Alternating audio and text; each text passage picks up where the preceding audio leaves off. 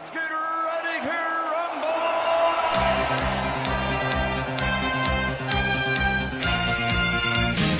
He's taken another one, and Howard Foster has stopped it! Wow! This is Thomas Lyons and Raps on TV. I'm down at York Hall for the public workouts ahead of AJ-POVETKIN on the weekend.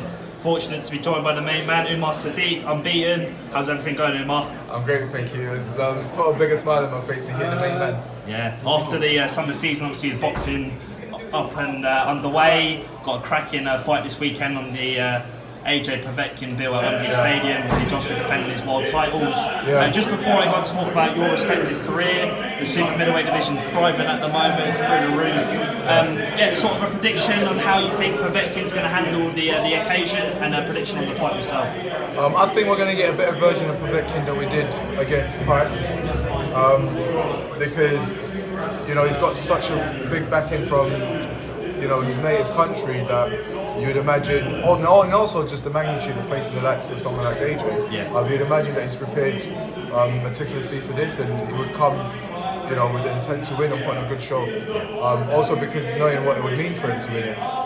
But ultimately, I think although Povetkin will put up a good fight and would be their game, I'd expect Joshua to come through and potentially by knockout. A good mate of yourself, a stablemate, Okolie on the bill, challenging May, asking for the British cruiserweight title. Obviously, the elevation that Lawrence has had since he turned over in the professional ranks, capturing the Commonwealth against Luke Watkins, obviously picking up the WBA international title, intercontinental title, sorry. So that progression he's made now, do you feel this is the adequate step that he needs to elevate his career? Yeah, I mean, if you look domestically, there isn't really anyone else left for him to fight.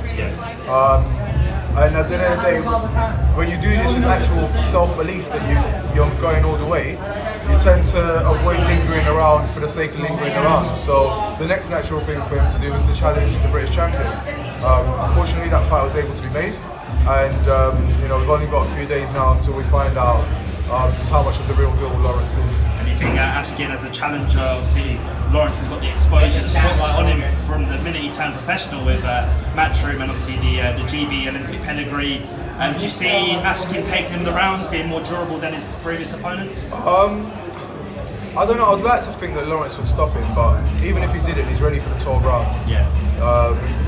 And you know, he's had the spotlight like you said, but all the Olympians had a spotlight at the start, and Lawrence has maintained his spotlight by delivering on fight night and taking fights that are supposedly big tests and big step ups. So you know, he's putting his balls on the line, so to speak, and you know, big risk, big reward.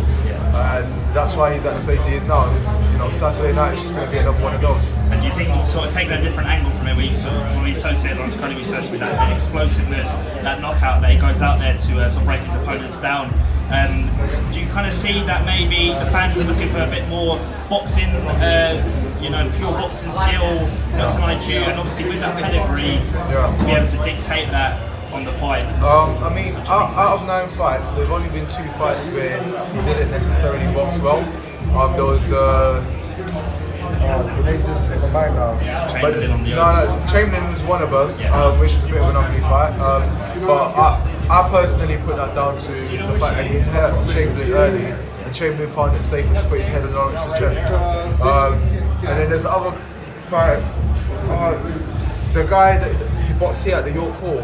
Luke Watkins. No, way before that. The one who done a 6-rounder with, that guy. I think it was from Cameroon, it's a Cameroonian Olympian. Anyway, that fight he didn't box you off. We within the camp know why that was. There's a reason behind it, but Lawrence in top form is a very good boxer. He actually doesn't load up with his shots. So he's got the power, but it comes naturally. He's very efficient with his shot selection as well. He's got phenomenal timing. He's got a great judgment of range and good anticipation of what's about to happen. And putting those things together generate the power. Everyone thinks, well, not everyone, a lot of people think power is simply about how hard you can go for it, but there are nuances that come with having power, including accuracy. And those things here, or having possession of all those skills, means by default that you are a good boxer. And away from the main event spotlight, Joshua topping the bill again at Wembley Stadium in front of 80,000 plus fans. What's happening with yourself? Super middleweight division's thriving. You're 3-0 now, going to that phase where you want to start kicking on for major titles. What's the plan? What's the ambition? It's already started, man. It's already started. I'm trying to hold it back, but Frank let the cat out of the bag the other day. You know, Zach Chelli, that's a fight that should be getting announced very shortly. Good fight, for October. Yeah, so you know, he's a 4-0 undefeated prospect. I'm a 3-0 undefeated prospect, and you know, it's just the way that. For the effort that we put into our training, to train hard and to train smart, it's just natural for us to want to you know, go up against the best that we can get. Yeah. And right now, if that's the best that Frank can put me up against, then let's do it.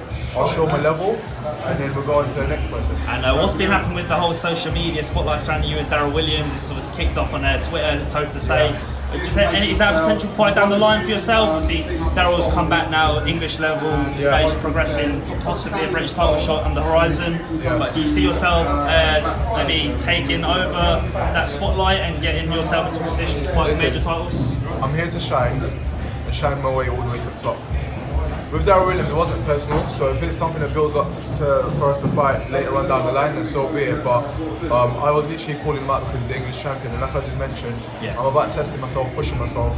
And I just looked at the domestic scene and said to myself, well, at the time I said, I've had 2 fights, but I'm very confident I'll beat this guy. He's the English champion. Yeah. And I'm also very confident that I'll defend against, you know, whoever the board may call as a mandatory. So why not go for it? And so I called him out for that reason. It was a bit naive of me at the time. I didn't realise that the fight would get sanctioned because I hadn't had enough rounds. So then my next campaign was, well, Frank, get me the rounds. So I boxed a 6-rounder. This fight against Zach's an 8-rounder.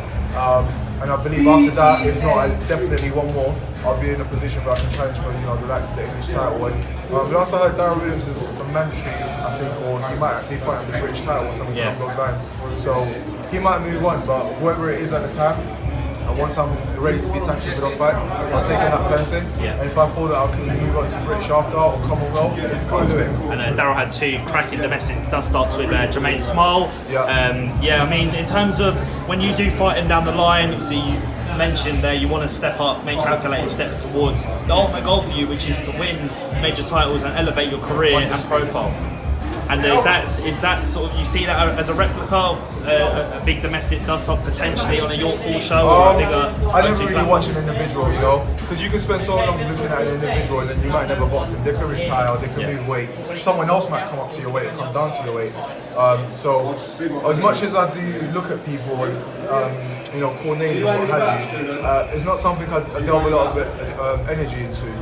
What I delve my energy into is in training the best that I can, preparing myself to be the best fighter possible, and whoever the opponent is, it's just a matter of having the right game plan to go in there and do the damn business. Yeah, and do you have full confidence in Frank Warren that he can get you the big fights and the big platforms accordingly to the steps that you made? 100%. 100%. The only thing is, I want to move quicker than Frank's comfortable with, but should the Zach Chelli fight come off, my intent is to go in there and show him why he should be fast-tracking me. And you think that's the fight that will ignite your career to that next level? I think it would play a good part in it. I think it would, like you said, it would start something. It would be the birth of a momentum that I can then build on. Yeah, and just lastly before I let you go and watch, obviously you want to see the Povetkin Joshua workouts just to gauge what see how Povetkin is moving and see what strategy or game plan. Obviously they're not going to give much away, but there is an opportunity to take a look at the fighters. Just one lastly, George Groves, Callum Smith next Friday, World Boxing Super Series final. Any predictions for that? I'd rather not. I'd rather not, but it's youth and hunger versus experience and ring IQ. I'm just saying that I should go for experience and ring IQ, but you know, I could be wrong. Umar, it's a privilege getting you on the Raps on TV platform. Thomas Lyons, Raps on TV, Umar Sadiq, keep tuned and shout out your social media. I was just going to stop you and do that, but yeah, it's been a pleasure having me on. Thank you very much for having me. My social medias, Top Boxer Sadiq, all platforms. Whichever one you're on, go check it out. If you're on all of them, follow me everywhere. Top man, cheers. Cheers.